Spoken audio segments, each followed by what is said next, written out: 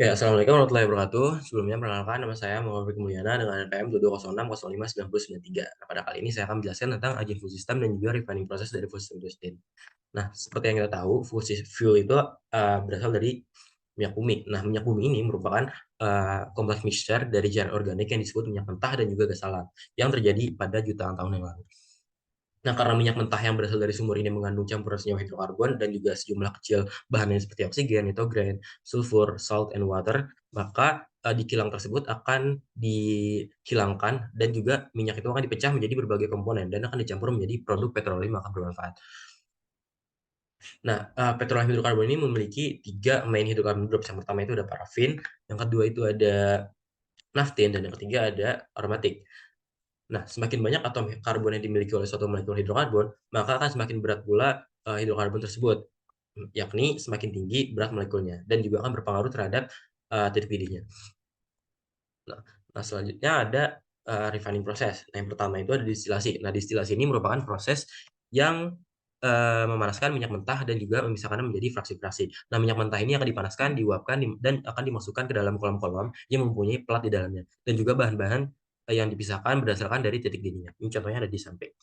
Nah, distilasi ini akan distilasi ini dapat berkorelasi dengan efisiensi dari mesin otot. Nah, karena mesin otot itu terdapat compression ratio, maka biasanya semakin tinggi compression ratio, semakin besar juga tenaga dan juga semakin besar juga max speed-nya. Nah, tekanan dari dalam silinder-silinder yang ada di sini akan dipengaruhi oleh dua hal. Yang pertama itu ada tekanan pada saat emission dan juga ada peningkatan tekanan yang lebih lanjut pada saat emission juga.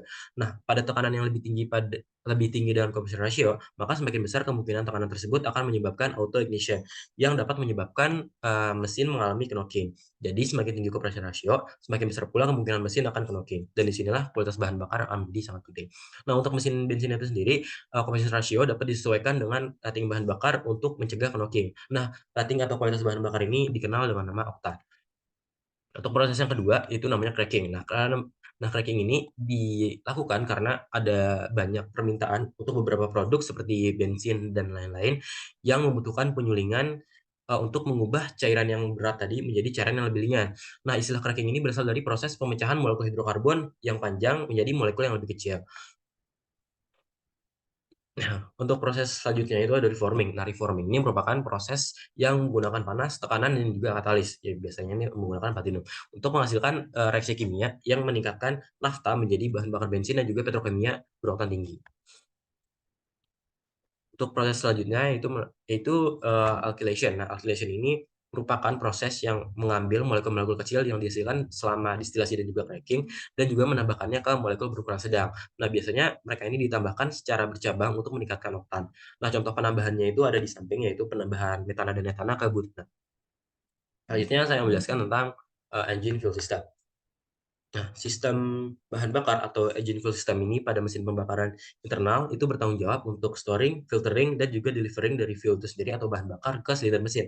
Nah, fuel system juga memastikan jumlah bahan bakar yang tepat itu tercampur dengan udara dan juga dinyalakan pada saat yang tepat untuk menghasilkan pembakaran yang optimal. Nah, berikut merupakan alur singkat pada sistem bahan bakar mesin pada mobil. Nah, terdapat beberapa step dan juga komponen pada engine fuel system. Yang pertama itu ada fuel storage, jadi bahan bakar itu disimpan di tangki bahan bakar. Lalu yang kedua itu ada fuel delivery, jadi pompa bahan bakar itu akan mengambil bahan bakar dari fuel storage dan juga akan memompa fuel melalui saluran bahan bakar. Yang ketiga itu ada fuel filtration, jadi filter bahan bakar ini akan menghilangkan kotoran seperti dirt, rust, dan juga kontaminasi-kontaminasi lain.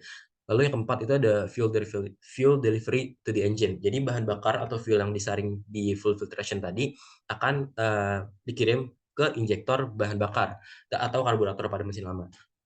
Terus lalu yang kelima itu ada fuel and air mixing. Jadi atau bisa disebut dengan injeksi bahan bakar. Jadi di injektor ini akan menyemprotkan fuel atau fine mist langsung ke dalam silinder mesin atau intake port.